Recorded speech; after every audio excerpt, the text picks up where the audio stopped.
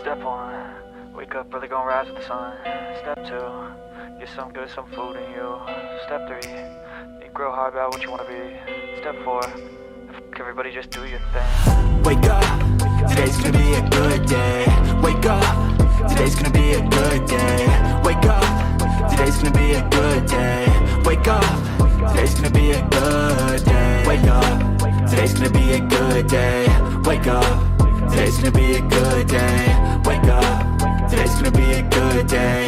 Wake up, today's gonna be a good day. Yo, set your affirmations, aspirations. I got shit to do, the aftermath of preparation. Good food, good mood, blood in circulation. One step at a time, yeah, that's how you make it. Set a goal you control and the steps you take them. I try to pick one thought, have some concentration. And if I make a mistake, it's called education. I try to do this every day, call it replication. Wake up, today's gonna be a good day.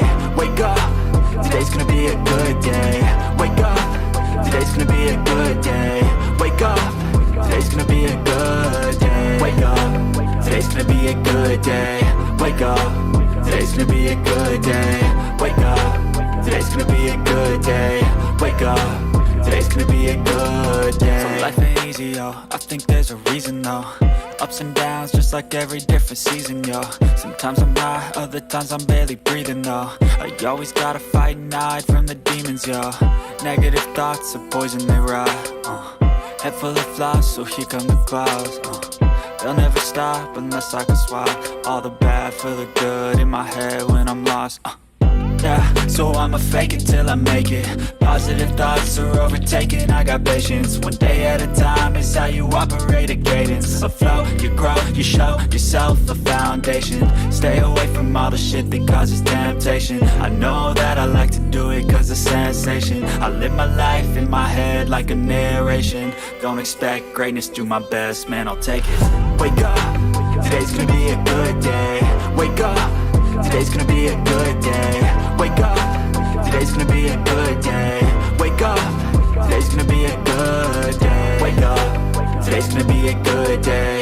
Wake up, today's gonna be a good day. Wake up, today's gonna be a good day. Wake up, today's gonna be a good day. Wake up early, gonna rise with the sun. Step 2, get some food in you. Step 3, think real hard about what you wanna be.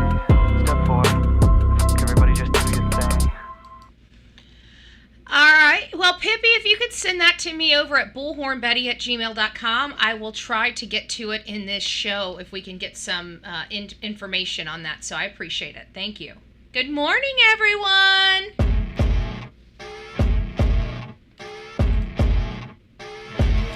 As you wake up in the morning, you want to find the latest, greatest information about criminal cases and have an intuitive conversation about the suspects associated with these cases. Head over to the Bullhorn Betty channel on YouTube.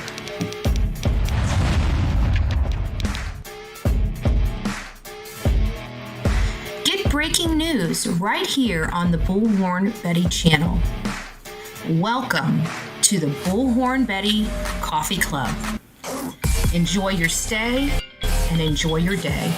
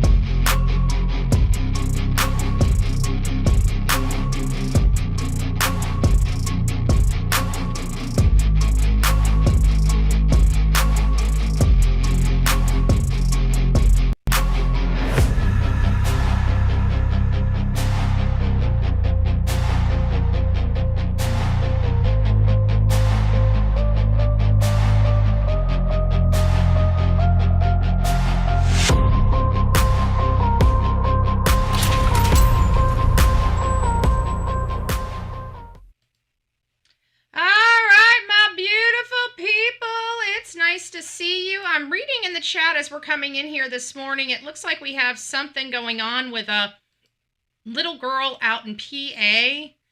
I am just now getting, I didn't hear about it, so I'm waiting.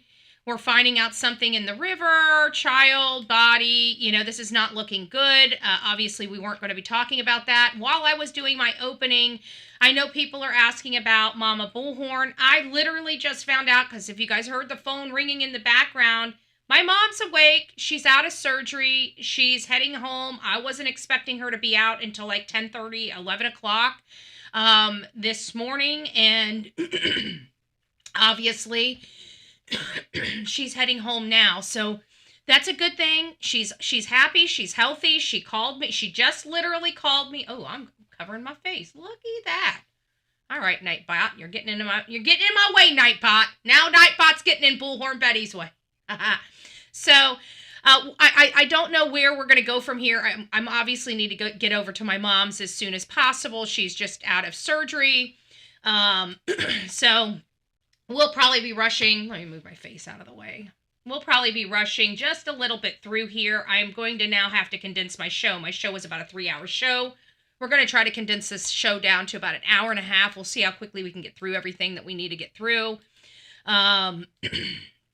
But this is where we are. So good morning, everybody. I'm Bullhorn Betty. We cover true crime. If you guys haven't been following me too much, you probably don't know, but my mom had shoulder surgery today, and I'm going to be going and staying with her for the first week to help her through, the healing, the initial healing process. She's got a long road ahead of her, months of therapy to get back to where she needs so she has mobility in that arm.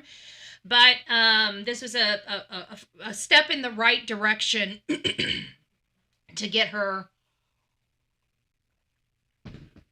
healed and better. I told you guys she loves being in the garden, the yard, doing yard work. Well, when you have a bum shoulder, it kind of puts a lot of that on hold. And if you're my mother, that means you just go out there in the yard and work with the sore shoulder, and then she's down for 2 days in bed because she went out and did her beloved yard work, So I'm just praying that she can go out and pull a weed without throwing her poor little arm out of whack every time she has to yank on something. So Mama Bullhorn seems to be doing okay, guys. So I just wanted to let you guys know. I just literally got a call as soon. I just told her, I'm like, oh my gosh, I wasn't expecting to be done this soon. I said, I just started the show. She's like, that's okay, baby. I'll see you soon. I'm like, okay.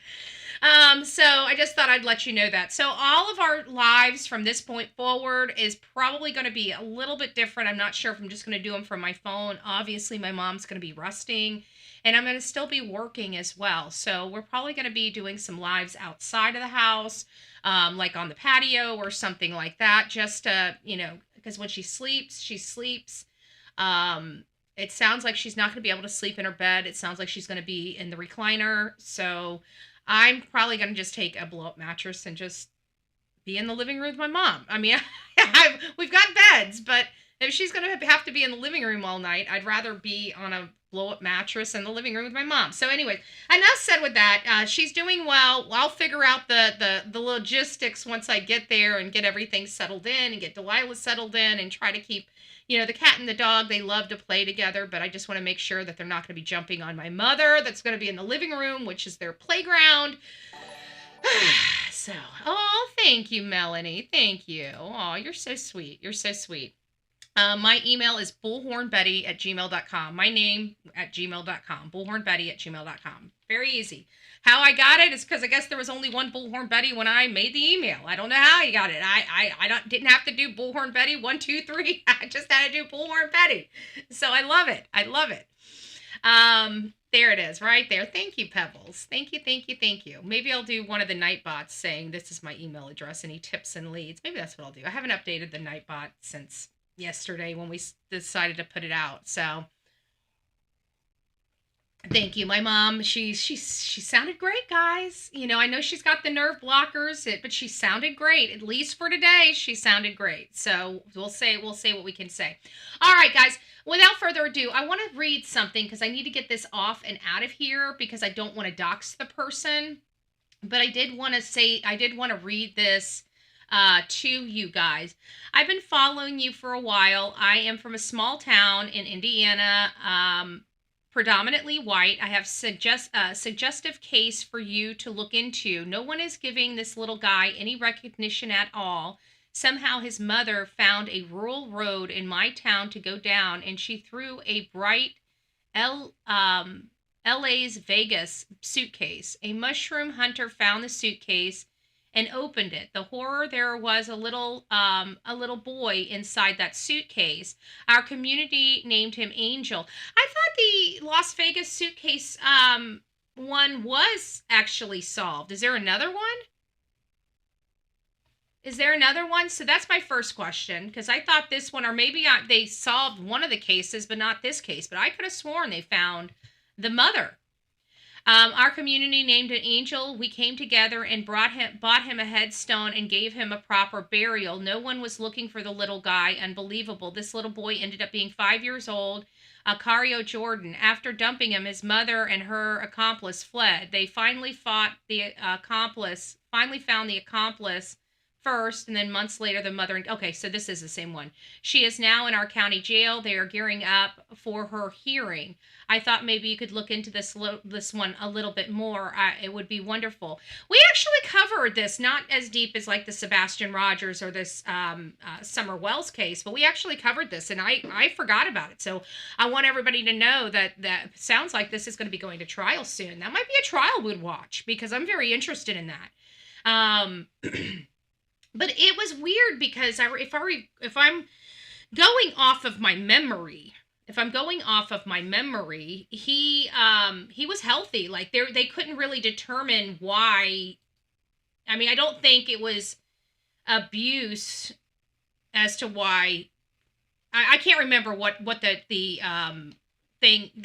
details were, but I could have sworn when they found him, they couldn't immediately identify his cause of death. Maybe it was because of advanced what have you. Hold on, let me just check one other thing. Let me check my email. Pippi, did you send that to my email about the little girl? Okay, here we go. Okay, we do have something. Let me go ahead and pull this up real quick, guys. Okay.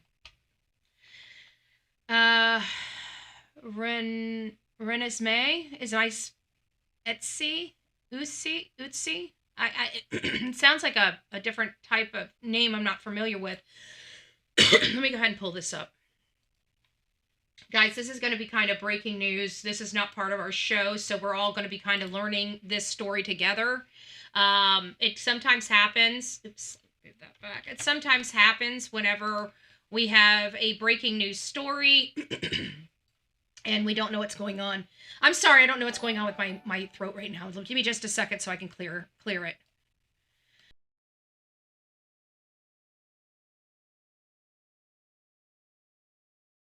Thank you. What did you want me to send after the information under Devlin? Oh, I've got that. It's in the show, but like I said, my mom just called, so we may have to condense the show just a little bit. I'll try to get to what I can get to, Panda Bear's mom, but we do have I got a lot to say now that I got to see the half brother, step brother, whatever he is to this situation, but just not something always had me, but now that I know that is his stepbrother as opposed to his stepfather, it changes things for me a lot. All right, guys, so let's get back to this. This is kind of breaking news. I did not hear about this until just now. It's a missing Fayette County 9-year-old girl. She obviously was found deceased, and her adopted parents have been charged. Again, this is the most common scenario in our society. Do you understand what I'm saying? This is the most common scenario in our society, okay? The stranger danger, although we teach our children ad nauseum in school about stranger danger, it is the lowest man on the totem pole. Literally the lowest man on the totem pole. So let's go ahead and get through this. I've got to get some stuff cleared off because these news articles drag my system. We're going to have We usually have it. Oh, Yeah, no, we learned that 31-year-old Courtney Utsi is now charged with the death of 9-year-old Renesmee Utsi. She is the adoptive parent of that 9-year-old. But I'm joined right now with District Attorney Mike Auble. You just came out here. I grabbed you real quick. What can you tell us so far about this investigation? So we had a search team out yesterday based on the information that we had received after conducting some interviews with children in the home as well as with the parents in the home. We were able to locate Renesmee early this morning in the Youcaipa River. So her adoptive mother, Courtney, has been charged with her murder. Are we looking at any other charges? I know some other people lived in that home. Are we looking at any other charges for those people? Still early in the investigation. I do anticipate that further charges could be filed. Okay. Are you able to tell us anything about, I know Courtney was here late last night, early this morning, obviously now in custody. She was being interviewed. Can you tell us anything? Did she admit to anything at this point? Are you able to give us any of those details? I can't get into specifics about what might have been said by anybody in particular, but we were given the location of the body, and we were out there just a few hours ago. Okay. Can you? Okay. So while they can't say any specifics, who said what, when, where, it's clear that somebody obviously confessed, and law enforcement went out there and found it sounds like another Jaden Spicer type of event. Okay. The mom or the father may have broke their silence and finally acknowledged that, yes, the child is an XYZ. They located that child that corroborated that person's statement. Now they have, even if they retract some of that, they still have the body. They can still now determine cause of death and find out, maybe the 12-year-old told. They're okay. So there's that. You know what? That's true. That's true. That's true always. So there are other people in the house. So we don't know who told them, but it sounds like somebody spoke up. And they're not, thank you. They're not the only parties. It sounds like this DA is actually entertaining charging other people. That tells me a lot of people knew stuff was going on. And with this child and being a female so young, is it just physical abuse that brought to this point, or is there something more going on here? Because we know how sick our society is, okay? This idea that our society here in America and some of the society across the world isn't sick, we have brain illness, okay? We have sickness of the brain, okay? And this is sickness of the brain. I don't know how many people are infected with the sickness of the brain, but it is a sickness of the brain. It is not, in my opinion, anybody that can hurt a child, it's not curable, okay? It's not a sickness that's curable. So that means these people will always be what they are. I'm interested. Is there SA involved in this case? Do we know, or is that not an option? It might just be abuse, physical abuse. Can you talk a little bit about those search efforts? I know it was super extensive. We actually ran into a trooper on our way down here who was saying, they were walking around. He had 5,000 steps in looking for this 9-year-old girl. We're getting to that, VA. Initially, the information we were given is that this little girl had left the home on her own, and based on that, we had a specific grid, I guess, a location. Okay, so we're already starting out like Sebastian Rogers. The difference is these are adopted or foster parents as opposed to being a biological mother and a stepfather. But the only person in Sebastian Rogers' home was the biological mother. So, and we know in Jaden's situation, the person that was ultimately responsible for unaliving him was the biological mother. So here we have a situation where I'm already identifying some interesting key facts in this case. They basically said the child wandered off, which is becoming one of the go-tos for parents that hurt their children. Our child wandered off. Our child was abducted, okay? We're seeing a theme here, right? Somebody has to take the child, or the child has to disappear on their own. Those are really the only paths forward when your child just comes up missing, right? They either did it themselves or somebody else did it for them. That's it. Okay? There's no, I haven't been able to think of a third alternative. If somebody comes up with a third alternative, we don't believe in ghosts, we don't believe in aliens, and we don't believe in supernatural ninjas, okay? So the only options that we really truly have here is either they left or somebody made them, took them, right? They're disappeared, so they're alone or with somebody, or somebody did this to them. Those are the only options. They did it, or somebody else did it, period. But the walking out of the home seems, and I want people, because we got a lot of knuckleheads for law enforcement that don't want to believe that people are capable of this, even though they're in law enforcement and sees the atrocities of humanity every day. Whatever. Around the house, and the community. Just go back just a couple seconds. On that, we had a specific grid, I guess, a location around the house and the community in Dunbar that we were looking. But it's very apparent that even from the time that this was initially reported, Courtney knew exactly where this child was. It was a parent. A parent.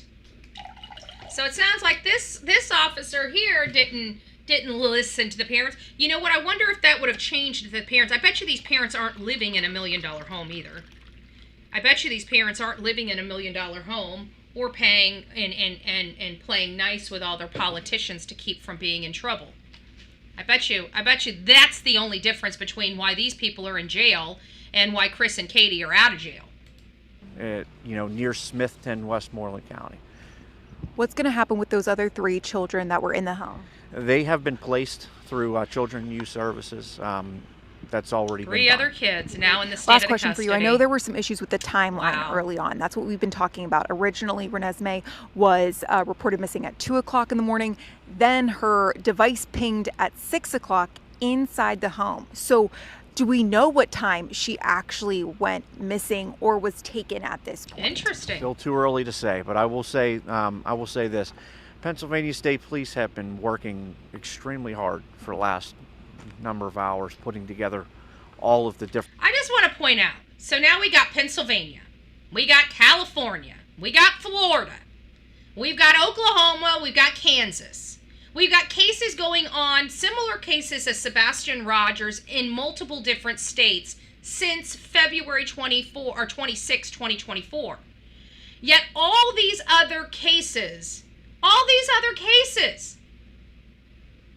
they've either had no body and the parents were arrested or found the body and the parents were arrested, right? But our 2 major cases in Tennessee, parents get to sleep at home, but the parents are the ultimate suspects, period. I don't need an officer telling me, oh, by the way, they're the suspects. Well, no shit, okay? They are the suspects. Let's cut it out. Katie by far is the prime suspect. She was the last person if we look at the policies and protocols, who would be the most suspicious person in any of these cases? The last person that sees them, okay? There has been reported abuse in the home before the child disappeared. This is not rocket science, okay? This is not rocket science. It's called poor policing and corruption, okay? Because we can literally come up here every single day. Oh, I can't wait to get back into Sumner County. I really can't wait to get back into Sumner County because I'm going to start posting all these babies and putting them on stands and picket signs, all these other cases that have gone on all over the country.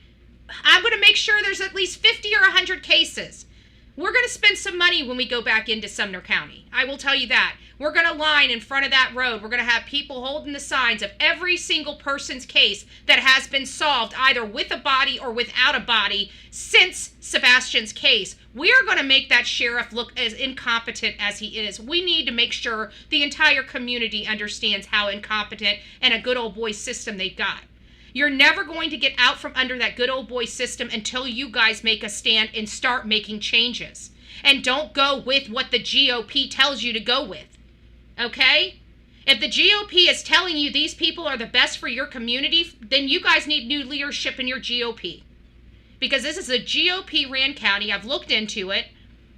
We're a GOP-ran county. I know how to handle GOP. I know how to handle the we need people from inside that taking seats, okay? We need some real people from their community getting involved in their politics. If you are a Republican, in Sumner County, you need to start finding out when your GOP meetings are. Go up there, have somebody sponsor you for you to start voting on the choices. That's where your decisions as the Republicans are made. They're not made at the ballot box. They're made inside that room. So if you're waiting for the ballot box, you're already behind. You've already lost all your decision making. Okay? You've already lost all your decision making. We need to infiltrate that GOP and start turning this county around.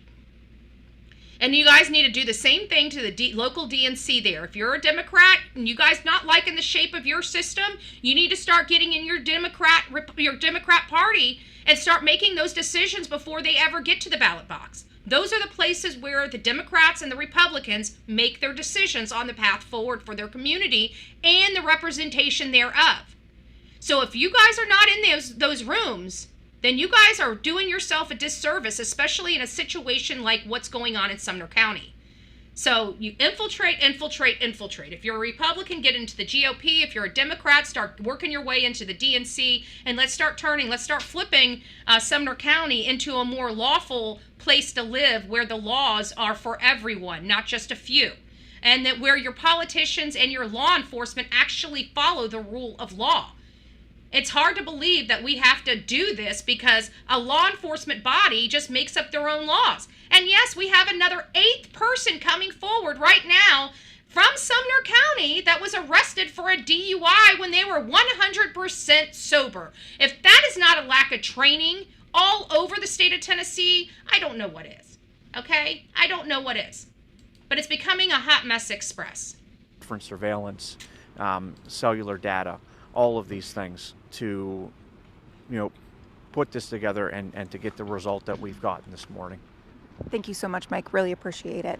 All right, guys, we're going to continue to update you on this throughout the morning. So there's another case, a missing child, very quickly solved. Similar details as Sebastian Rogers. It seems like everybody can see the forest through the trees in any other state except, of course, the incompetent Eric Craddock, Sheriff Snuggle Struggles.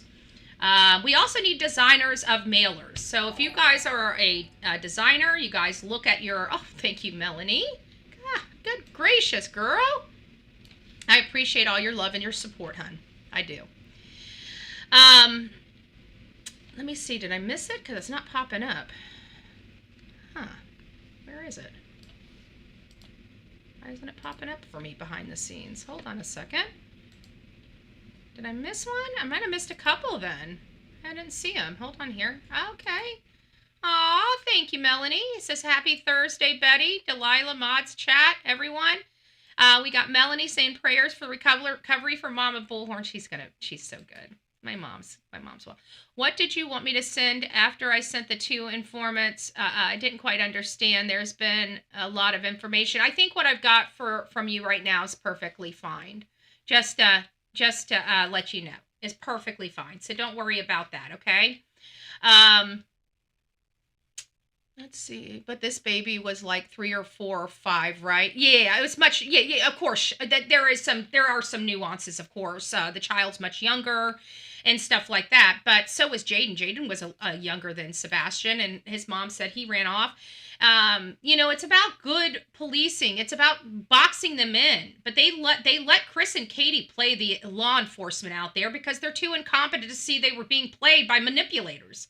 And now they've screwed up the case. They don't want nobody knowing they screwed up the case. They keep saying the same thing. Oh my gosh, we're still actively searching this case. The same boilerplate response that basically says we're sitting on our ass with our thumb up it. That's what Sumner County keeps repeating and regurgitating throughout. All right, so VA had made a point this morning. I'm going to say it. You guys are not, this is not going to be a popular, this is right here is the 8th sober driver that got DUIs. You guys don't understand. These DUIs cost people tens of thousands of dollars, even to defend them when you're innocent, not even when you're guilty. Do you understand that? And then there's tens of thousands of dollars that come up because most people don't believe that you're sober. Okay? They just don't. Because law enforcement, they believe law enforcement up over and above you. Okay? So all of these people are having to pay tens of thousands of dollars to literally defend themselves from these bogus arrests. And this is what Sumner County is normalizing. Okay? And if people don't have it, people are railroaded in that county. If they don't have, no judge is sticking up for them. They're sticking up for the prosecutor because they're all corrupt. Like, every judge I know asks questions, open-ended questions. They just don't take the prosecute. But you know what? You don't expect that from Tennessee, where everybody just wants to get along to get along. You know, they don't care who they run over as long as they play nice with everybody. Well, you can take that crap and shove it where the sun don't shine, baby. You can take that and shove it where the sun don't shine. Because what they're doing to that community is tearing it apart and stealing from them. Who's getting all this money? Oh, the corrupt attorneys. That's right. The corrupt attorneys. You guys are a joke out there. And everybody's seeing you guys being playing people like a fool. Now, this is going to be the conversation. We're going to move through this. I was going to show you guys some things, but as you know, we're on a time crunch here. We just had a breaking news story as well. And we're going to move right on through this. You guys are not going to like what I have to say here. Okay? You're not going to like it. You're not going to like it. But I'm going to put it down. First and foremost, we all know, and I'm just going to put it down. Like me, love me, leave me, I don't care. Donald J. Trump is not associated with the Epstein files. If he was, they would have brought it forward to literally decimate his campaign.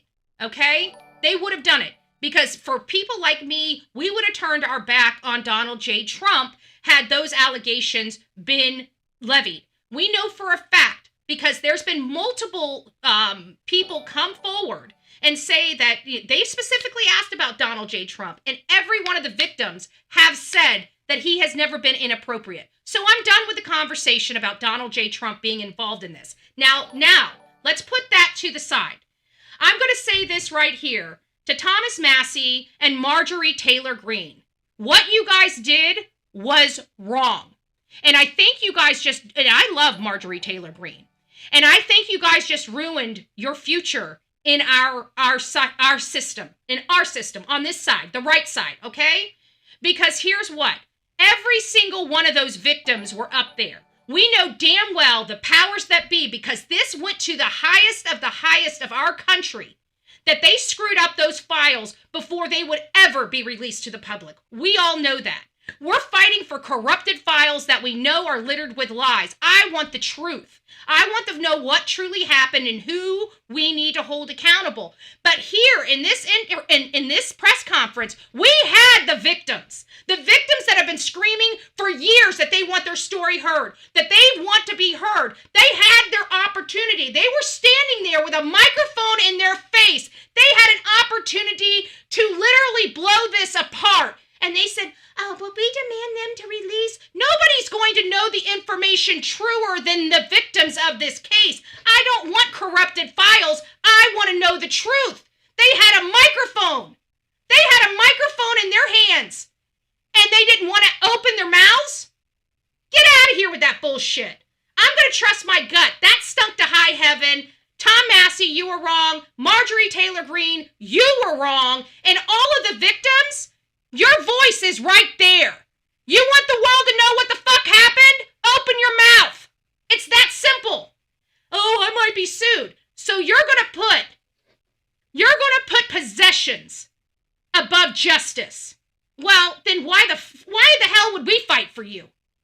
If you're not going to fight for yourself, oh, I'm scared they might sue me for tens of thousands. Do you have tens of thousands of dollars? Well, no. Okay, then what the hell are they going to take from you? They can't take blood from a turnip. So let's strip all the bullshit away from this argument. Let's strip it all down. We had every person that could have given us all the truth, nothing but the truth, without any doubt of whether this document is corrupted or whether this document has been altered. We had the victims right there. And they want to play this game. That's why I believe it was a hoax. The whole orchestration, this whole crap you're seeing behind is the hoax. It's the hoax. So again, love me, leave me, whatever. I'm done. I drop the mic. Girls, if you want your story to be told, you stand up and speak up. We will support you. But you play these stupid games. You lost Bullhorn Betty. I'm not on the Epstein files. I believe they're corrupted, and the only people that can tell us the truth refuse to, and those are the victims. Sorry, not sorry.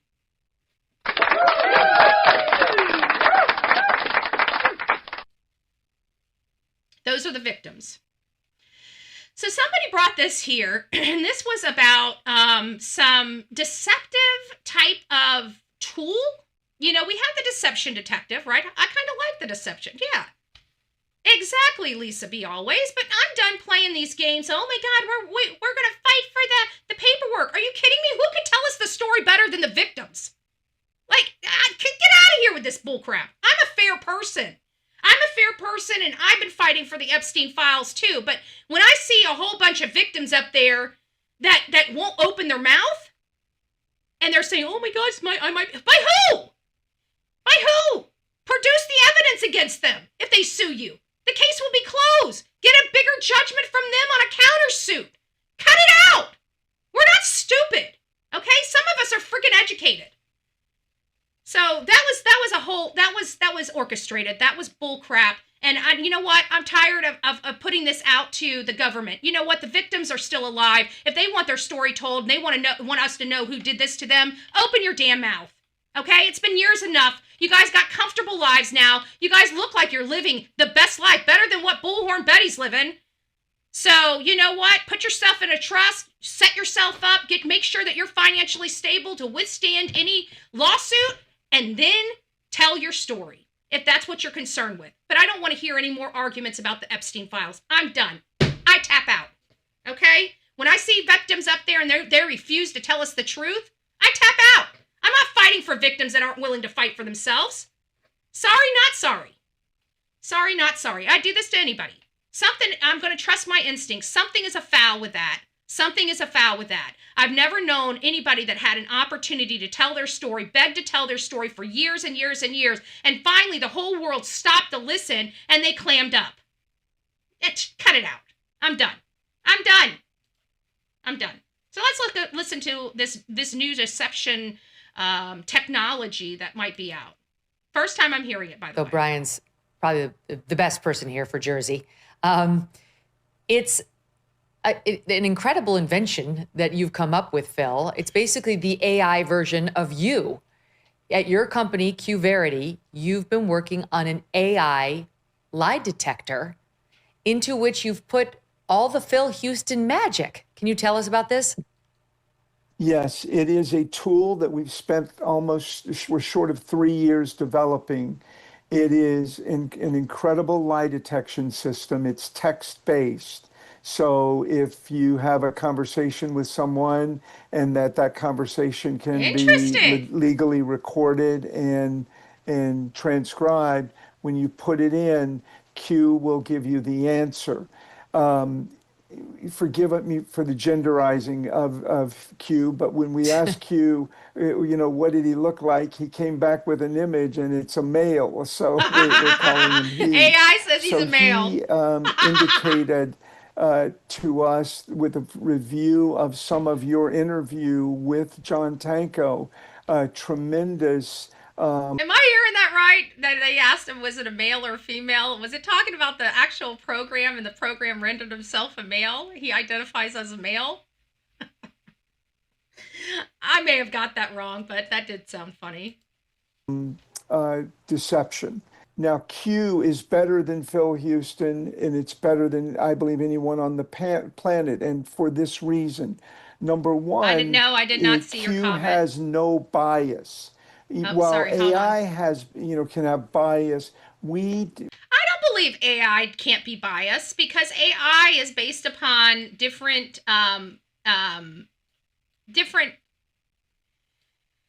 parameters. So if you're plugging in, a specific side of a story, but not plugging in the other side of the story, I'm sorry. I played with AI enough. I've done psychological profiles with AI and then compared them with other metrics online to see how they stack up. So I don't know. I feel like I could manipulate AI depending on what I plug into it, because I'm now that I know that you can, I'm very, very careful to make sure that I'm plugging in different things. I like to have the argument and the defense. You know what I'm saying? Like I like to have all of that in there because I think it's all relevant. But when you deal with like facts, if you accidentally add something in there that is alleged or not factual but possible, it will create a different outcome with that possibility as a fact. So I think that you can make AI bias. In all fairness, I've played around with it enough. I've done different testing on different ones from Grok to ChatGPT. I'm actually looking into building a AI database myself through Llama and some other different AI databases, because I haven't found a database that works for me in my business. And so I found out that I can actually create something. So I might actually, and it's not going to be something I'm going to do right away, but it's something that's going to take a lot of planning and, thoughtful processes. What am I really looking for? How do I get that information? And how do I get to search that information? Is this something that I would, if it does run, is it something that I would be willing to share or set up for other people to use? Yeah, because it's going to be geared around true crime and news related to true crime and researches related to true crime. So is that something? I don't know. This is something I don't really do. I built websites. It's not like I don't have some of the knowledge. I'm not an expert in the field, so it just takes a lot longer to build. But I think we would be it'll be doable. More like I'm now thinking of things that I would have never thought about before because of AI, that AI could actually help me achieve a goal that I never thought I would ever be able to accomplish. Well, let's listen to this. We went through something we refer to as constructive confinement. In other words, Q's existence has never been exposed to anyone or anything else but the deception, the job of detecting deception and the training and the concepts and so forth. And the reason he's better than us is for three reasons. The no bias, his cognitive capacity, capability is I'm having a little bit of bandwidth issues. Far greater than certainly in mine, but we believe, just because it's AI, related, it's better than, in terms of detecting deception, than anyone else on the planet. His analytical processing is faster than any of our processing. But if they're building it, then they could make it more unbiased, because they're the ones that are feeding the metrics and the criteria into the AI program. So this is very interesting. I'm finding this out. I don't know. I still like the Deception Detective because we have this beautiful deck of deception cards, and we need to start diving into these, and we're going to have to start using these for the next case, because the cards are here to teach us. That's why the Deception Detective gave us the cards. He wants us to learn. He's always going to be the master, but he wants us to learn this stuff. And then it's kind of interesting when you start learning the deck of cards and you start identifying these things, and then it's a story that, like, say, the Deception Detective is covering, and you get kind of like, he explains that. Oh my gosh, when you start hearing it, it's like, oh my gosh, I got it right. And it was through the help of his own deck. I love it. Oops. I think I just got bandwidth issues again. It said I got an error. Hold on a second, folks. Hopefully we're not having any problems. It's working. It seems like it's working fine. Are you guys having any issues out there in the bad land? Because it's saying it's not responding to YouTube. I tell everyone that these creators have gotten more attention than Sebastian's case has ever. Tian is so corrupt, and so is TBI. And a lot of people, all good here, perfect. It's kind of weird because I said the same thing when somebody was asking me. It's like, oh, TBI. And I'm like, look, TBI will solve easy cases, right? That's what I say. TBI can solve easy cases, but they can't solve. They're not equipped to solve. I mean, look at all the major cases they have. Failed. I mean, something as far back as 2021, still no results. No child, no deceased child, no alive child, no parents in jail. The parents last one to see him. Summer Wells case, Don Wells, Candace Bly, Grandis, all on the property with 3 boys. They take all the boys. No consequences for the abuse in the home. They stole the boys from them and still never charged them one time for any of the atrocities that they did to their children. Tennessee does not care about how much abuse a parent does to a child. If they don't have to sue you, they'll just take your kid and not sue you. I think that's child trafficking. You're going into homes where people don't have money, and you're taking their kids out. You're not charging them with the abuse crime, and you're making them sign their children over because they can't afford to fight you. I don't know what that's called.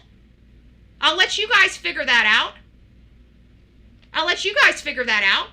But it doesn't seem right to me. I don't know about you. It seems a little odd. Don and Candace should have been charged. They should have had to have some accountability. Every single one of their children, 10 children that they've all had together, 8 to 10 children, every single one of them has been a ward of the state. That means the taxpayers had to pay for all of those children that they chose to have. And you're telling me that still to this day, they've never had to pay consequences for that? Cut it out. And that's the reality of it. That's the reality of it. So this is the stepbrother.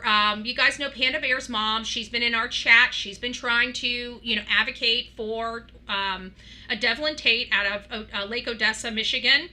This is the stepbrother. I thought if you guys see the picture of Devlin Tate, he's a cute little autistic 19-year-old, 18, 19-year-old, probably a sweet boy. Well, this is the stepbrother that said he was going to make it to Arizona. He was leaving for Arizona. Okay, this guy looks like a creep. Okay? I'm sorry. I'm not sorry. He looks like a freaking creep. I wouldn't trust a word out of this man's mouth without receipts. And then when you see the mother, I thought this was the father, the stepfather, and this is the mother. What do you bet these two are doing some funky monkey business? I don't know why I feel that. I just do. That does not look like a stepbrother. That looks like a stepfather. But that's who we're hearing is and it doesn't really matter whether they're husband or wife. These are the people that are saying that this autistic boy just decided to go out through the day and then came home and decided to say, oh yeah, I'm going to head to Arizona. With what money? With what car? Just let him walk out the door? I don't buy it. This guy right here would crush that guy. This guy right here looks like he is a piece of garbage. It looks like he can't even keep a job. He looks like he's washed out. If you really want my truth, I don't know. I think this is bad. Personally, I think this is bad. And there's the mother's mugshot. So they obviously have some issues here. We're finding out from Lauren on Facebook, this is getting over into the Sebastian Rogers case now. We're getting over, I'm going to have to fly through this because I need to kind of push you guys through. We found out that this is the footprint that you're seeing that was saw at that. It doesn't look like it's a fresh footprint to me. I'm sorry. It doesn't. This is the footprint over by the retaining pond. But it could be. I mean, I don't know. They said they had some rain. I don't know. It was wet. I don't know. The dog did jump into that retaining pond. We did see the car go out one entrance. We saw the car come in from one entrance, go up the road, and I believe they picked somebody up. They came back around, went through this way, and I believe when they left, whoever they picked up over in the in the other unit, by Devin, I think that the reason why the stopped like as if a car was there is I believe the car drove around there to that vehicle and dropped whoever off at that vehicle and they took off. So I believe law enforcement has other vehicles on that road that they're not telling us about. And I believe that they are literally not doing their job at all. So much so Seth decided to go out there, not last week, but the week before, to demand answers for his son because he's getting sick and tired of being ran around by Chris and Katie's friends at the Sumner County Sheriff's Department. And not only that, then we're finding out that Chris and or Katie are meeting with the Park and Rec supervisor? Like, what? The whole county is corrupted by these people. They all know each other. Do you think who would be eating with Chris and Katie if they believed that they did something to their child? So clearly, this is a sheriff that's making it appear that these people are cool. Why is he trying to make it so comfortable for people that did such horrible? Does he not like Sebastian? Did Chris and Katie say something to law enforcement to make them also not like or want to bring Sebastian home or really care about him? I've always wondered. We've also learned about a lot of stuff going on. Protect and serve who? Welcome to Sumner County Sheriff's Office. We welcome all residents and visitors I can tell you they don't welcome visitors. Because they will throw your ass in jail for driving down their road and recording within your rights, or posting flyers within your rights, right? Or being on public easements, which is in your rights.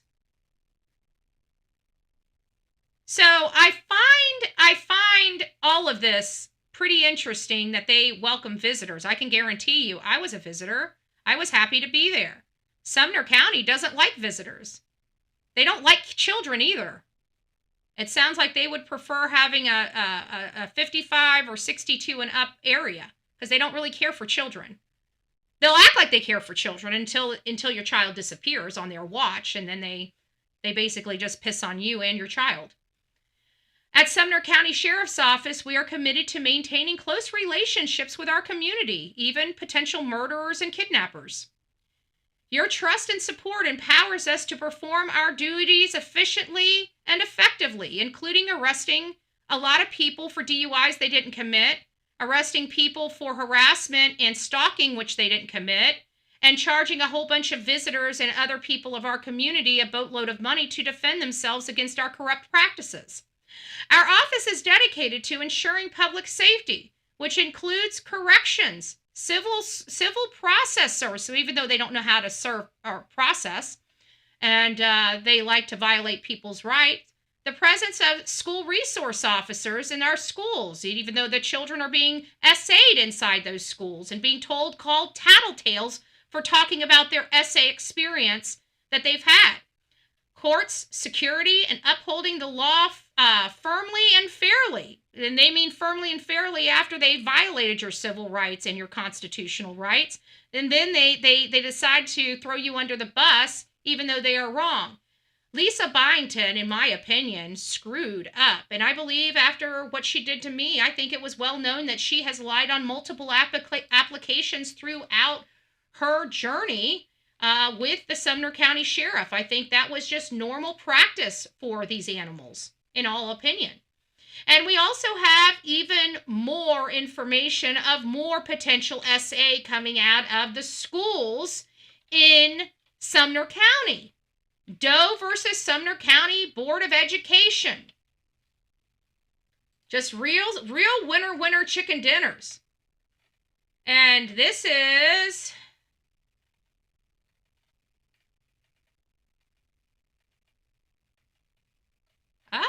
wow. Let's read this one. This is pretty... Doe attended Burris Elementary School. You guys understand that? Elementary. a student during the 2018-2019 school year. In January 2019, her parents reported Burns' principal, vice principal, school counselor, and Doe's teacher, Sally Smith, one of Doe's classmates, had been Doe's V and A, the front and the back of this little girl, in the school restroom, on school playground, and outside of school. So she was absolutely touched inappropriately. So it was done by a female classmate, which again, why are children of this age doing these types of things to one another? The only way they would be doing these types of things to one another is if that child that did this to her, this had to have been done to that child. So now we have two children here, one that obviously was violated somewhere else and then perpetrated it because it was a school classmate and then perpetrated it on another student. So we have the child that did the crime. We need to find out what happened to her, because children don't do these type of things. They're taught these type of things. Let's not get it twisted. So this person actually put her fingers inside, front and back, another student, another elementary student, folks. This is not normal. And I bet you they never even questioned the other student to find out who did that to them, right? So that child's most likely still suffering in silence from whatever's being done to them. And this happened in 2018 and 2019. I'm interested in what happened to this Doe. Has she been removed from the other child? Has that other child been removed from her home? But according to the complaint, CSC never put a workable safety plan in place to protect Doe from any further SA, never advised Doe's parents of any efforts to investigate their claims or discipline Smith.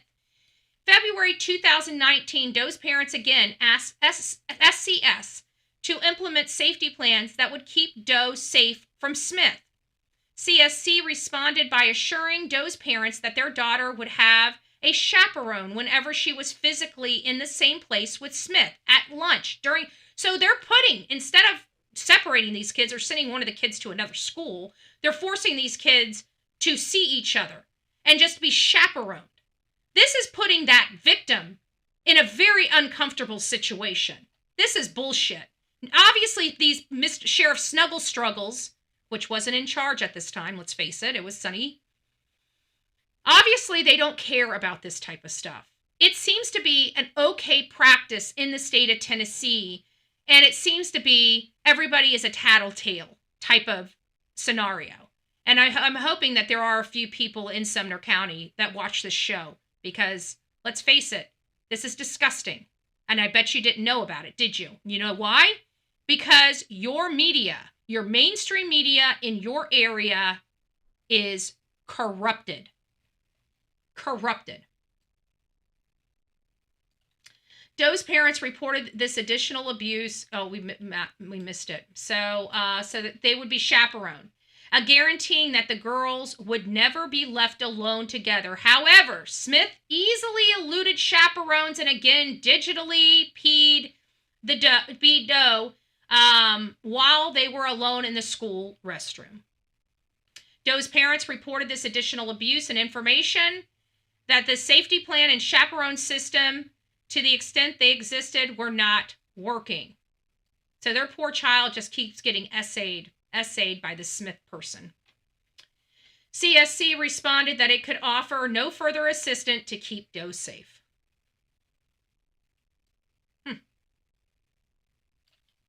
Aren't you guys so glad? Aren't you guys so glad you guys are in Sumner County? This is what you guys are paying for.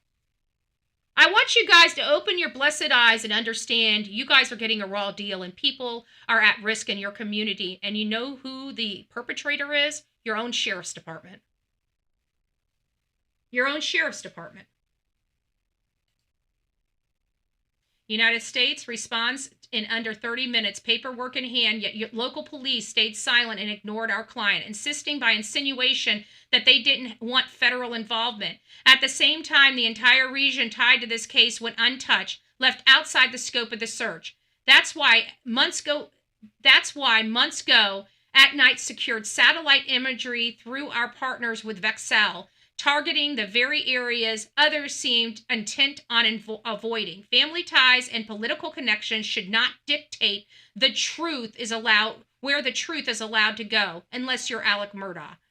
You're releasing the first images, so this was all released. This is all the bull crap. Oh, and there's somebody that did that. Who sent me that this morning?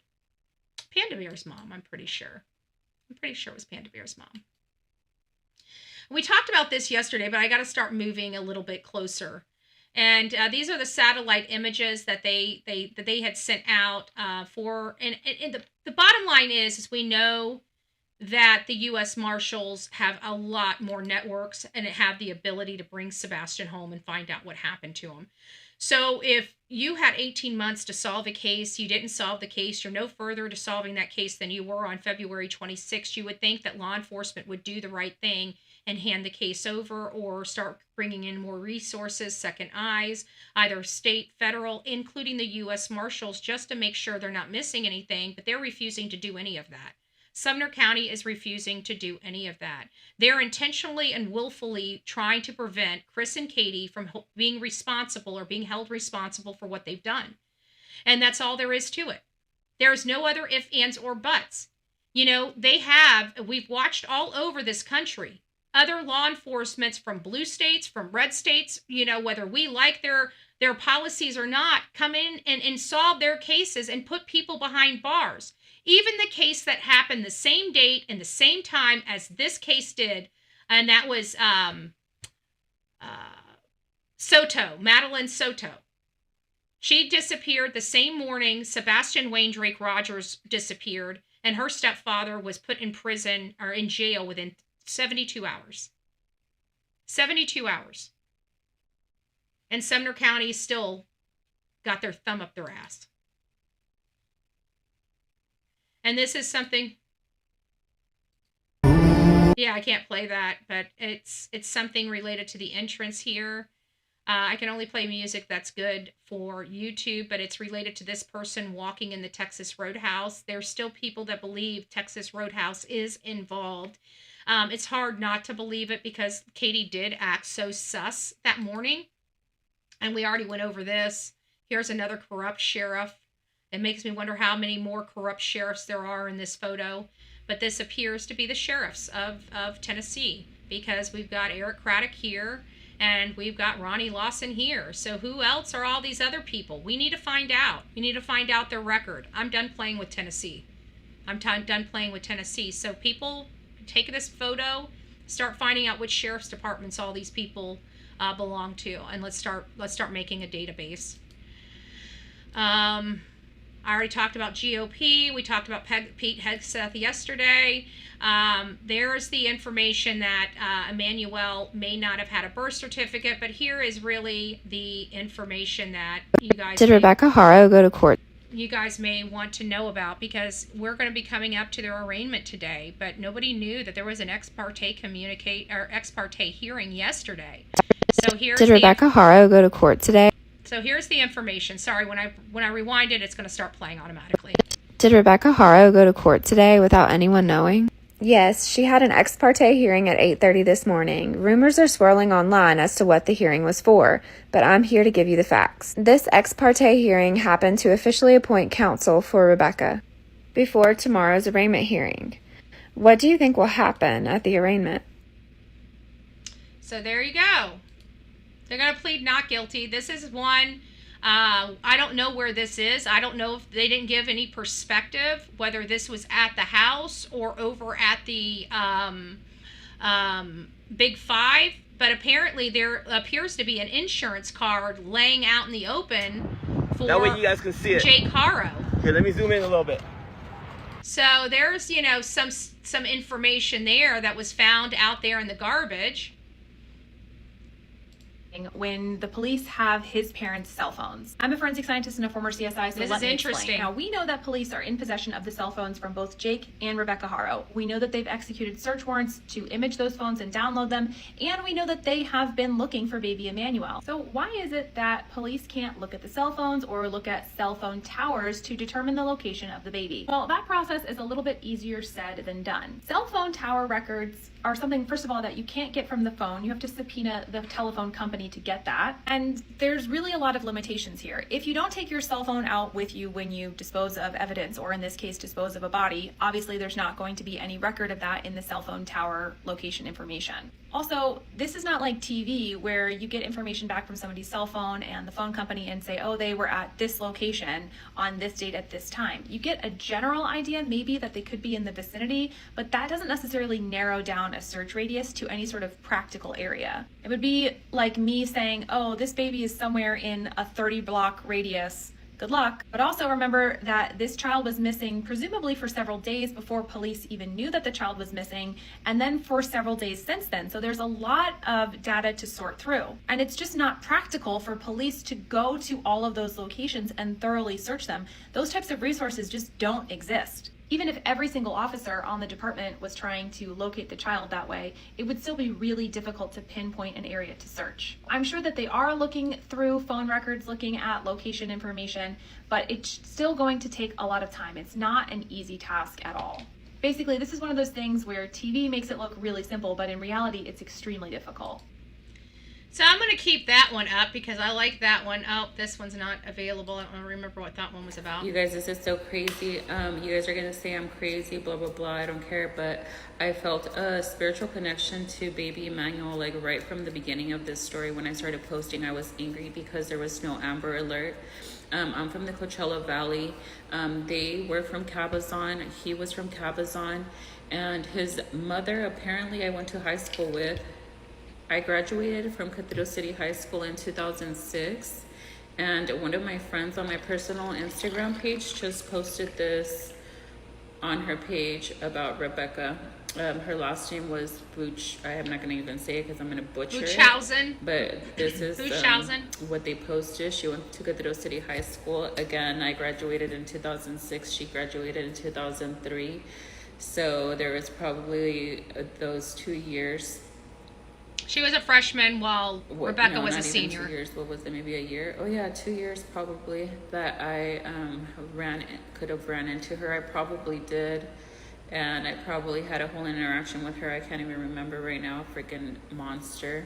And I already knew her family was out here in the valley. I just didn't know that the details of her as much, like school-wise or whatnot. But anyways, we are still looking for baby Emmanuel. I'm praying that they find him.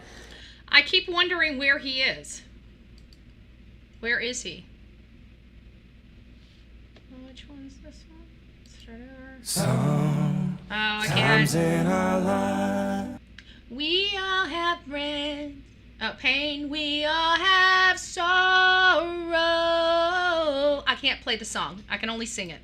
So this is what happened. I didn't know if you guys knew there was a horrible storm that went through the area over there where Emmanuel's memorial was. And this beautiful soul went out there and started cleaning up and wiping the stuff off, setting it back up, setting the tents back up, getting the tops back on them, and trying to preserve.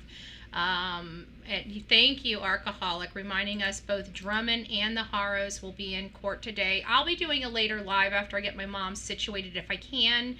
I'm going to be bringing some of my equipment. I'm not bringing my office equipment, but I do need this computer because I've got to do some other type of work while I'm at my mom's house. And I will be going live from this, but it's not, we're probably just going to have to go straight YouTube.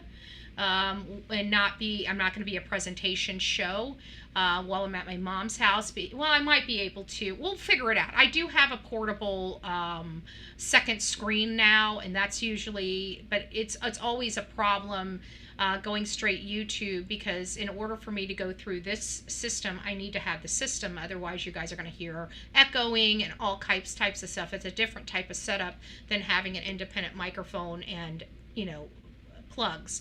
So I'll try to figure it out. If we can do a presentation show, I will. But if not, we're just going to go straight to YouTube, and I'll just have to hold my second screen in front of me to see whatever you guys need to see whenever we're live, on just straight YouTube. We'll get it to work. It just won't be as user-friendly as what you're seeing here. It's not going to be as pretty. Honestly, they're just miserable. All the Democrats are going to hate me, and I'm not even a Republican. Yeah, you're not even a Republican. I'm a earthling. No, you're not. I'm an earthling. I know what it takes to live in this country.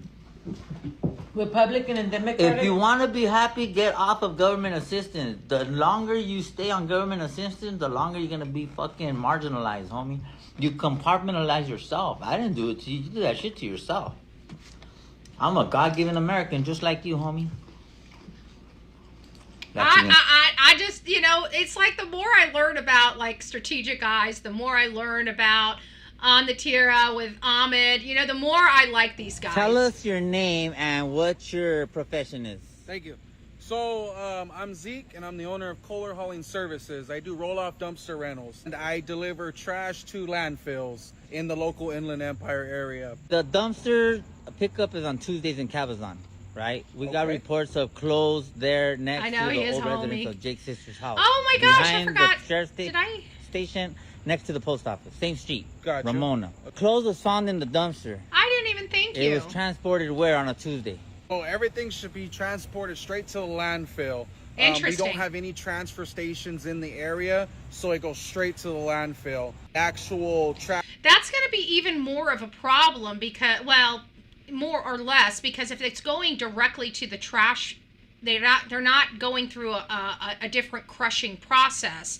So you have the lift stations where everything kind of goes to, gets packaged, and then goes to the landfill to get dumped.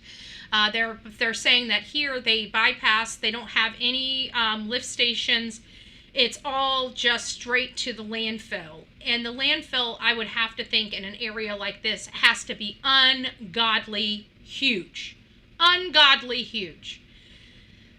So if this child, I think this is an important video because at least we get an idea of the dates of dump, where the dump would go, and what the probability in our own minds, we can make that up ourselves, would determine whether this child would be found if he went to the dump. I don't believe this child would be found if he went to the dump at this point because they didn't know about it.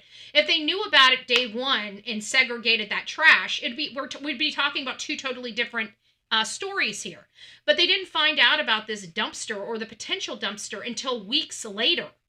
So by that time, whatever would have happened at that landfill has most likely already happened. In 2 weeks, they've already went through a crushing process, multiple crushing processes before they would get down into the ground. So you're talking about now all different areas of trash being commingled. Once it's gone here, it's got to go over to this area. Once it goes through this area, it's got to go over to this area. It's like a conveyor belt. That's how they are able to find out which pile of trash is most likely the one that somebody needs to look at. But once you're so far out, weeks out, there's so much trash. It's going to take a lot of resources to go through that trash, and the probability of finding something really goes down. The sooner you can get out there to this, if you guys know me, what have I said? I think we need a policy in place when there's a child missing that they immediately segregate the trash in that area and move that stuff aside. So later down, if they find out it's a probability, they can go and they've got the trash already segregated. At the landfills, they would have a section to be able to segregate this stuff without it causing additional issues with the landfill itself. I think that policy, if they implemented that policy across this country, we would find more of these children, in my opinion, especially out in these desolate areas where they have big bins like those water containers. We saw those blue bins all over, I think they painted them red all over Don Wells' property. When we started taking pictures around this person's house, they had those big blue water bins around by their fence, lining their fence. Those things can be packed with stuff and taken out to the landfill, and the landfill doesn't even know, because they're just dumping it and digging it underground. It's sealed. I don't see them popping the tops to these containers to see what's in them. They might. But I just think it's awfully funny that these people have these large containers and landfills that they can go to drop off these large containers. You know, I know that there's some type of cameras out of the system, but are they checking them? And how long are they keeping those photos? So anyways, thank you, Grave Crime with Grace, for gifting 5 Bullhorn Betty memberships. If you received your gifted Bullhorn Betty membership, don't forget to tell Grave Crime with Grace, thank you. Thank you, thank you, thank you. And welcome to the crazy family we call the Coffee Club, i.e. the Insane Asylum. Grab your straitjacket and your padded room and welcome aboard. And Mike is flying away. Thank you, Mike. Bless you, my friend. Bless you. I appreciate it. I appreciate it. And then we have one more here, and this is my friend, Matt Thibodeau. If you guys don't know Matt, please consider going and subbing him up. He has great work, and as you see, I'm pulling his work. I didn't do this. This is what Matt did. Matt's bringing this truth to us. So go sub him up. He's a great kid. He deserves your support because he's just that good. Emmanuel Haro case. It is with this woman right here. Her name is Liz Meza, and she is an assistant store manager at the Bada clothing store. Now, this clothing store is actually right next to the Big Five. It shares a parking lot with the Big Five. As you can see, it is literally right there, right next door. And Liz actually came out and stated that she spoke with Jake Haro after Emmanuel was reported missing the very next day. In my personal opinion, after hearing what Liz had to say, it seems to me that Jake Haro was fishing for information to probably try and be one step ahead of law enforcement. Wow. So Liz said that Bada Clothing actually closes at 7. So at the time of this incident, the Big Five was the only store that was open in that plaza, which she says is typically dead around the time that Emmanuel was abducted. I think that this was strategically planned by both Rebecca and Jake. Think about that. When they went there, we heard, and granted, it is a rumor. We haven't had any concrete, we haven't spoke to the people, and we haven't seen the store manager, you know, that came out and was recorded saying, yes, they were here weeks before.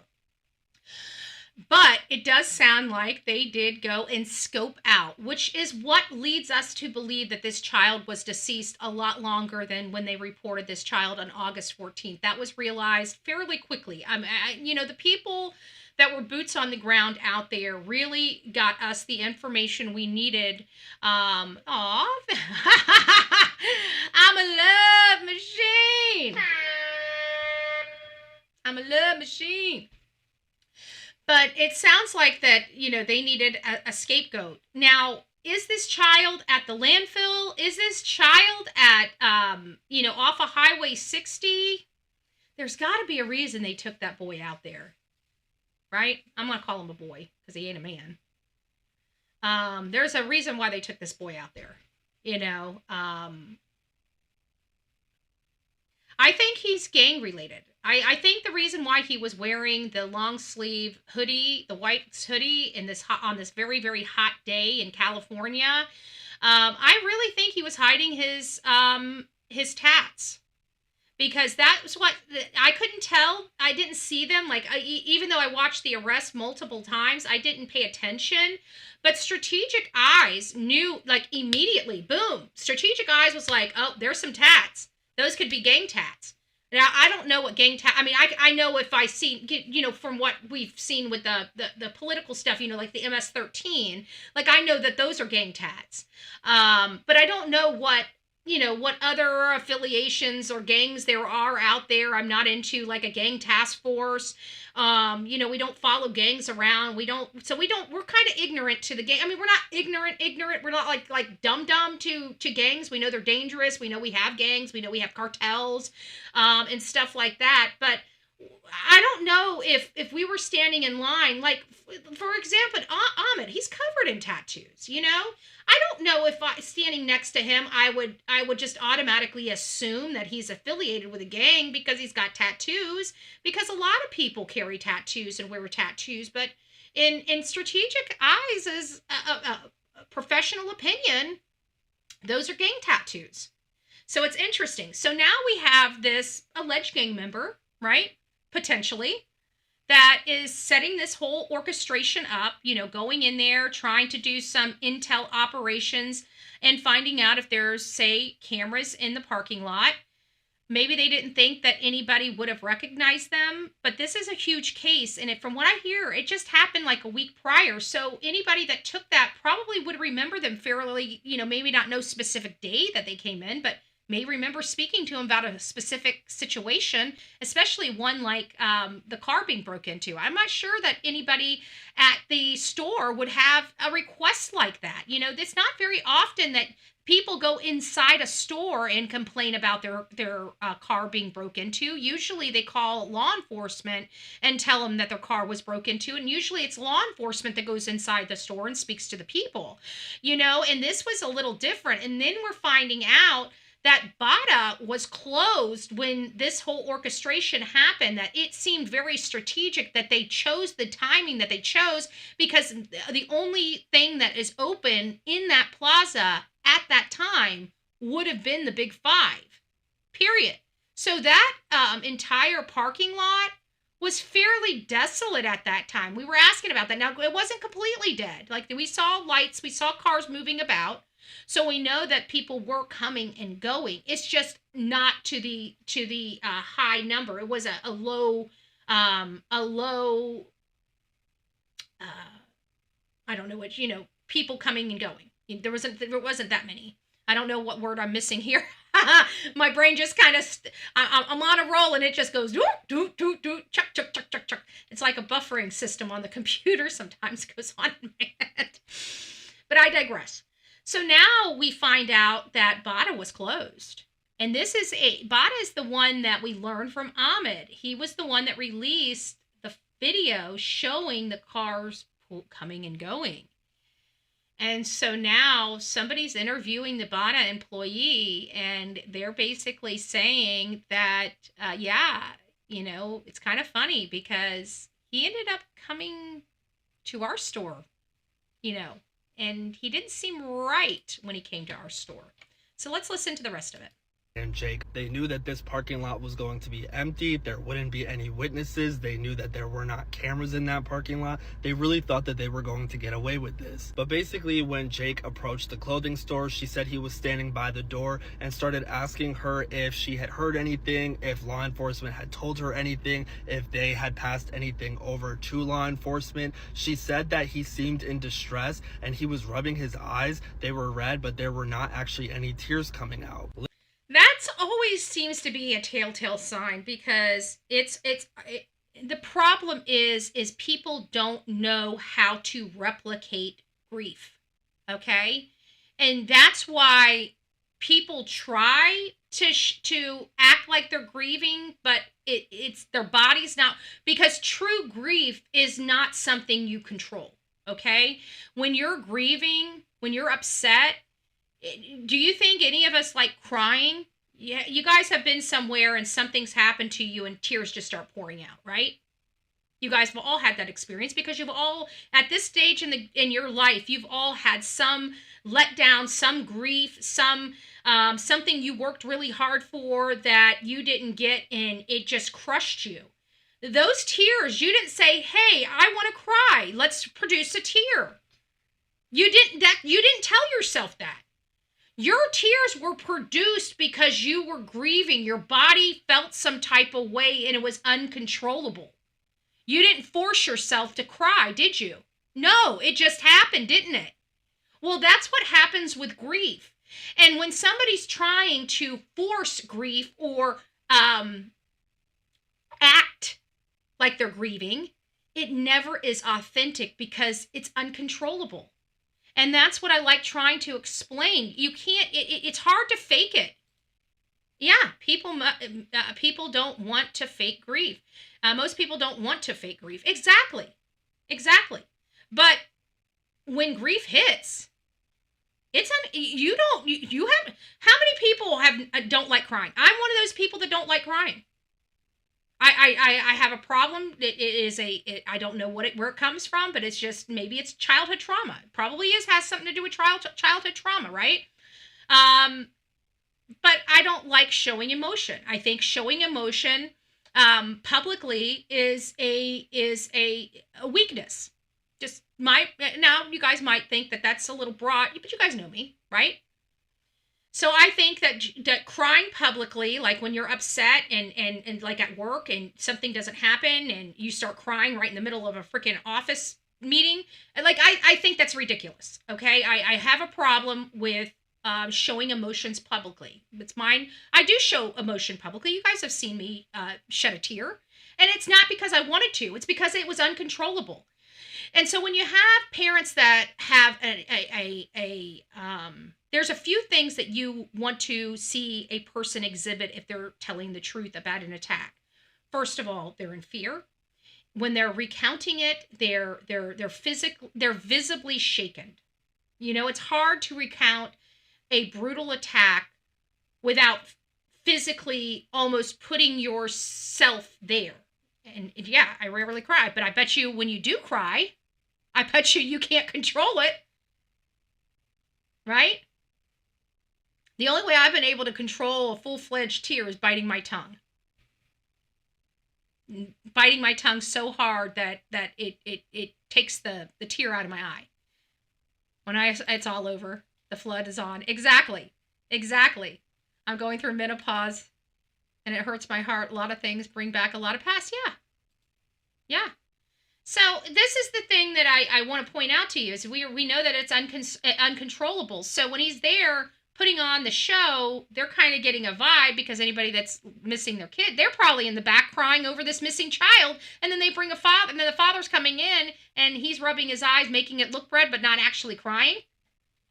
You know, because many of us cried over this. Like I know for a fact behind the scenes, I've had shed a tear or two.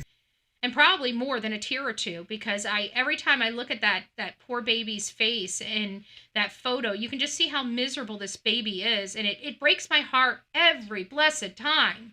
Immediately seemed off to her. The first thing was what Jake was wearing. She said it was really hot out the day after Emmanuel was reported missing, and the fact that Jake was wearing a hoodie was a little weird to her. She also said that it was odd that Jake and Rebecca were not out searching for their son and that they were kind of just hanging around the parking lot. Liz also says that she actually heard what all of us have heard by people in the neighborhood, saying that Rebecca and Jake had gone to the Big Five before Emmanuel was reported missing and asked if they had cameras in the parking lot. And while that information has been going around over the last couple of weeks, law enforcement has not confirmed it to be true yet. Liz described Jake's facial expressions to be exaggerated. She didn't think that he appeared sad. He more so seemed like he was paranoid. She says that she... Very interesting observations. Very interesting observations.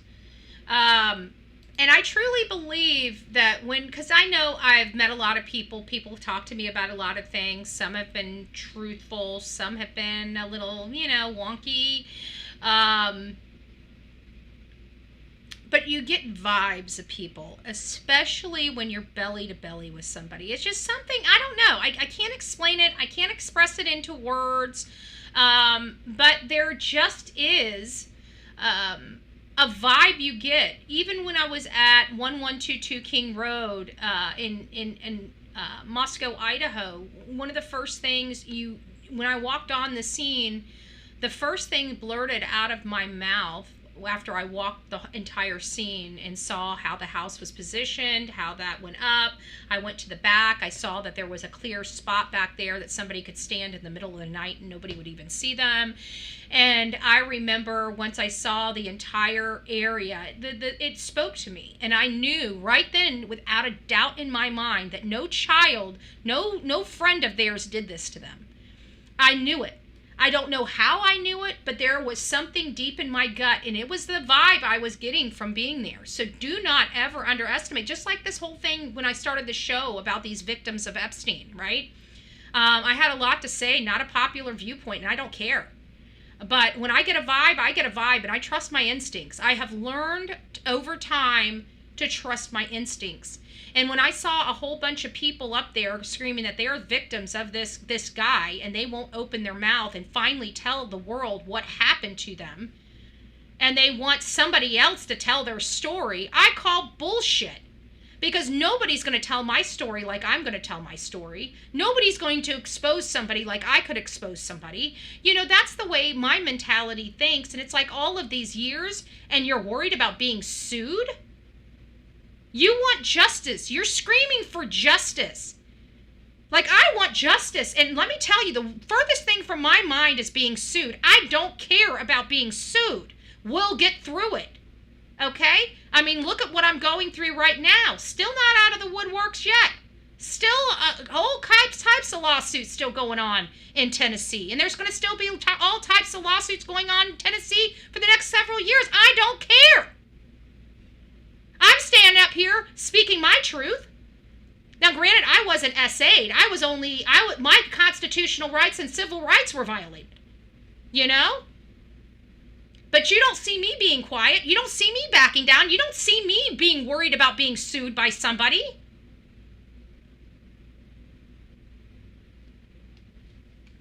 So, I'm done. I'm done with the BS. You know, I'm done fighting for this because why? Why? I she felt really it. hopes that Jake and Rebecca end up I know something was off in that press conference, and I'm going to trust my gut. confessing and that baby Emmanuel is found. What do you guys think about this? Do you think that Jake Haro was doing damage control, trying to get one step ahead of law enforcement so that he could create a story and defend himself if they were to question him or his wife Rebecca? Let me know. Tomorrow they are going to be arraigned, both of them. I'm going to be updating you guys as we find out information, so make sure that you guys follow, and I will talk to you later. All right, that's our boy. That's our boy. All right. So guys, thanks for bearing with me. I'm sorry I kind of rushed through a lot of the stuff that I wanted to talk about this morning, but to be honest with you, I need to get Delilah packed up. I've got to get my bag in the car, and I got to start heading over to my mom's. I'm going to be at my mom's for the next 7 days. Well, and I will be there longer if she needs me there longer, but I think the first week, usually sutures are healed within 7 to 10 days. So once I know that my mom is, healing appropriately and she's doing well and I can help her, I want to make sure that she, has help. And I'm a little bit stronger, and even though my back's messed up, my back works better than their backs do. So I'll be there for the week. We're going to try to maintain the show. Again, I don't know if I'm going to be able to do OBS from there. They don't have the internet that I have, so we're just going to have to grin and bear it. We're still going to have great content. We're still going to have great research on the cases that we're covering. We're still going to be talking about new cases and up-to-date information and stories that are going on. I'm going to try to keep as much political stuff out of this chat, but at the end of the day, sorry, there is a case going on right now that's ultra political, but we all need to be paying attention to because we've all been demanding Epstein's file, but I've just come to acceptance that I truly believe the stuff is corrupted. I think that's really what it is people are demanding lies. And I think the powers that be know that the stuff that is now in that file is going to be a whole bunch of horse crap. And I think we're fighting for a whole bunch of horse crap. And I think the only way we're going to get the record straight is if the victims speak to the public and tell us their story. It sounds like I heard Marjorie Taylor Greene, she's going to take an opportunity on the floor where she has ultra protection to speak, kind of like Mace did. And I think she's going to start listing off some names. If she wants to do something like that, I'm down with it. But at the end of the day, I want to hear from the victims. The victims are the ones that can tell us the truth. We're here for them. We're not trying to judge them, but when they go up to a podium and refuse to answer simple questions about what happened to them, I'm calling bullshit. And I'm going to continue to call bullshit. I'm out of the argument of wanting to have Epstein's files. I don't really care about it. If the victims are going to act like this, I'm not fighting for them, okay? If they want to tell us the truth of what happened, then we will stand up and protect them as a country in a unified manner. And the people that, if they want to sue them, we will make sure that they get the best legal representation money can buy. And I'm not saying that from the Bullhorn Betty show. I'm saying that as collectively for all the people that want, we could set up, GoFundMe's for these people for legal expenses in all the entire gamut. We could really protect them and help them. But if they're not willing to help themselves, I tap out. Okay? I'm sorry. Something did not feel right with me at that press conference yesterday. It hasn't sat right with me the whole entire time. It still hasn't sat right with me all night. And today is the day that I'm just going to say it like how I feel it, because I'm an average Joe. And if I'm an average Joe and I feel this way, I think there's a lot of other people that feel this way. And we are, always, beat over the head with the mallet to think and act like, oh, it's a woman, she was essayed, we've got to support her. No, I want the truth, and I'm not with all the games. If you want to play games, I'm done. You want to tell us the truth, I'm for it. We will do what we can as a public and a society to make sure these women are taken care of. That's all we can do. But if they're not willing to help themselves, I'm done. So that's kind of where I'm at with this. I'm not going to be talking too much about, Epstein or anything, because I truly believe the files are corrupted. I believe that this was of the highest level of government involved. I don't think we would ever find out the truth. I think they made sure we will never find out the truth. And I'm absolutely sure that they set it up that other people would be affected by this instead of the true culprits involved in this. So the only way we're going to get a straight answer on what happened is from the victims. And if they're not opening their mouth and not willing to open their mouth, there's nothing I'm going to do for them. There's no fight I'm going to do. And I'm going to tell everybody across the aisles, stand down on the topic. Until those people are willing to stand up and speak up for themselves, stand down. Because something didn't feel right with me in that press conference. But it's the fact that they've been wanting people to hear them for all of these years, and they finally had an opportunity and they refused to open their mouth. That's what I have a problem with. That is what I have a problem with. That's what's not sitting right with me. So if it's not sitting right with me, I think it's not sitting right with the rest of the folks here. I think Marjorie Taylor Greene did herself a disservice. I like her. She's been a strong supporter of a lot of the policies we want, but she might have just hurt herself beyond repair, because this is, she knows better. I understand her position. She wants to fight for the victims, but the victims have to fight for themselves. And I don't want to hear they may be sued. When you're fighting for the truth to come out because you have an injustice, because somebody violated you and you've never had justice, the last thing you think about is being sued. Okay? I don't know about you, but let's put you in the position. If you were AR'd multiple times a day and everybody never knew about it, and nobody's done anything about it. You and a bunch of other people were AR'd daily. And finally, you have a podium and you can tell who did that to you. After all these years. And you stand there in silent and demand the documents be released when you are the best source of the information? Cut it out. Cut it out. Cut it out. You guys can beat me up and say that I am whatever. I'm definitely an R victim. I have an open case. My case was never solved. If anybody knows the heartaches of something like that, I certainly do. I certainly do. But I guarantee you don't hear me. If I knew who the frickin' name of what did to me, you bet your ass I'd be putting his name up here. I could give two shits if he sues me. I could give two shits.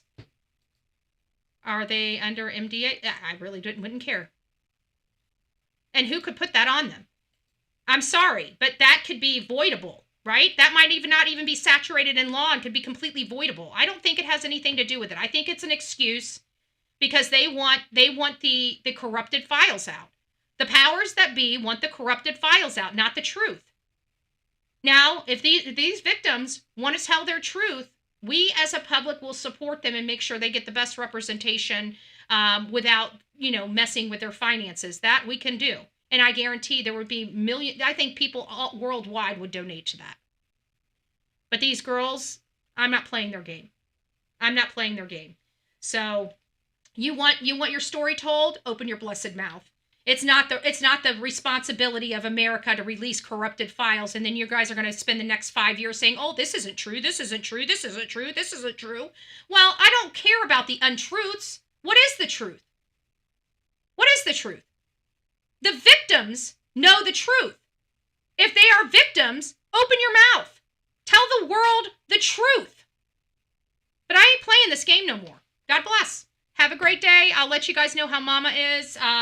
Be aware. I'll be probably making posts on my YouTube posts. So once I get with Mom and get situated, I'll let you guys know that the Eagle has landed and we're doing good. But right now I need to get this office broke down so I can pack some stuff up so I can get it over to my mom and start taking care of her. Surgery went well. When I started this show, I was expecting her to just now be getting out of surgery. So as you guys can see, we do have a show. It's ending 10 minutes before I needed to call and check on my mother. And my mother called me when the show started to tell me that she was on her way home from surgery. Her knee took 5 hours, so we were estimating it, based on the prior surgery she had. And apparently her shoulder surgery must have went without any hiccups or anything, and she was already on her way home. So very pleased, very blessed. Mom's doing well. She's awake. She actually spoke to me. She didn't seem too groggy, so I have to think that the surgery was an absolute success. So I'll see you guys here in a little bit, and we'll be Casa Mama Bullhorn. So... all right, love you guys. Have a great day. Thank you all for the lovely conversation. I hope you guys learned something, had some information. We'll go over, I'm not taking this stuff down. We'll go over it and have a legitimate show going over some aspects of this case that we rushed through today and break it down a little bit more, especially the TikToks where we had the ex-parte hearing. We'll be breaking that. Well, by this time, we'll have some updates for Austin Drummond as well as Rebecca and Jake Haro by this afternoon. So have a great day. Rock it out with your coffee beans out. Don't forget to be fearless. If you see something, say something. An ounce of prevention is worth a pound of cure. Please don't forget to share our goal. I forgot to tell you guys our goal this morning. I know you're ready to go to the Gamsies. Hold on. I know you guys, but please share this around. I'd like 5 shares on Facebook today. I don't know. We got 5 of the 15 new subscribers. Oh, actually, those were members. I'm looking for 15 new subscribers. Hopefully, we'll get to that goal. And of course, please, on your replay crew, if you found something informative and educational, please clip it, share it around, pass my work around, pass my name around. And if you like the content, please consider subscribing or becoming a member to the Bullhorn Betty Show. Have a great day.